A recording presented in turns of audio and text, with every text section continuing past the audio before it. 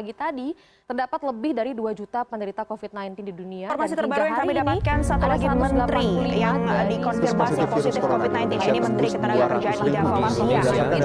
Saudara, dampak mewabahnya virus corona kini juga telah dirasakan oleh dunia pendidikan. Organisasi pendidikan, keilmuan, dan kebudayaan Perserikatan Bangsa-Bangsa UNESCO menyebut hampir 300 juta siswa di seluruh dunia terganggu kegiatan sekolahnya dan terancam hak-hak pendidikan mereka di masa depan.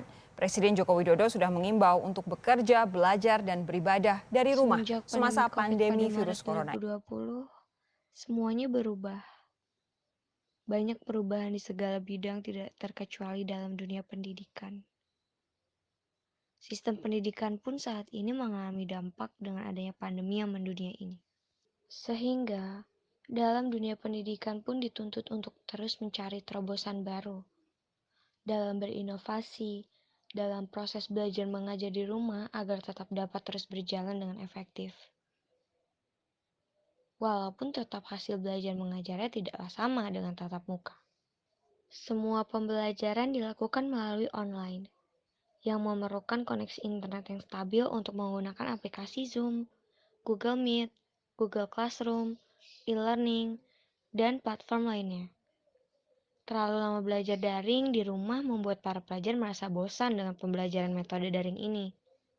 Alhasil, kita menjadi kurang paham akan materi yang disampaikan oleh dosen dan guru.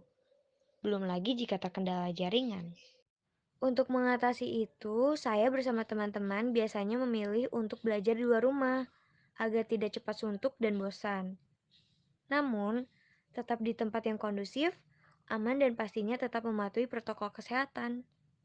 Saya dan teman saya yang masih satu daerah yaitu di Jakarta, biasanya berkunjung ke Perpustakaan Nasional Republik Indonesia, atau yang lebih dikenal dengan Perpusnas, yang berada tepat di depan Monumen Nasional Jakarta.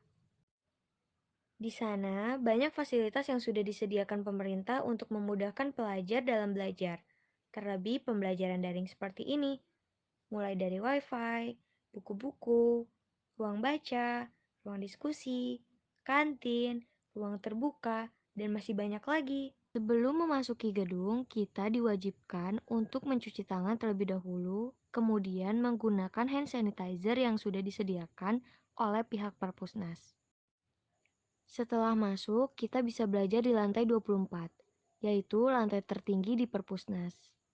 Saya suka belajar di sana karena disuguhkan pemandangan yang indah langsung mengarah ke Monas. Di sana, kita memulai kelas online, mengerjakan tugas individu, dan berdiskusi tugas kelompok.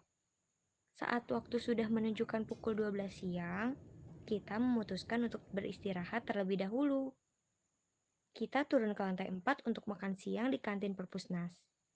Sehabis itu, kita naik lagi ke lantai 6 untuk sholat zuhur di musola yang disediakan oleh Perpusnas.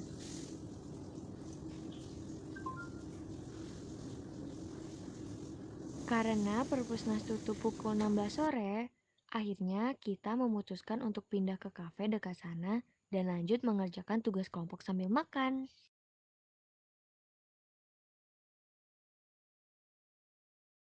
Tidak terasa, waktu pun berjalan cepat hingga langit sudah gelap dan azan maghrib pun sudah berkumandang.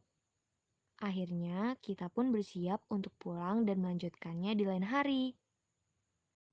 Dengan belajar di luar rumah, kita jadi bisa mengatasi rasa bosan saat belajar daring dan bisa mengikuti kelas dengan baik dan lancar. Semoga pandemi ini cepat berlalu dan pendidikan Indonesia terus maju, bisa melewati tantangan ini dengan melahirkan beragam inovasi baru.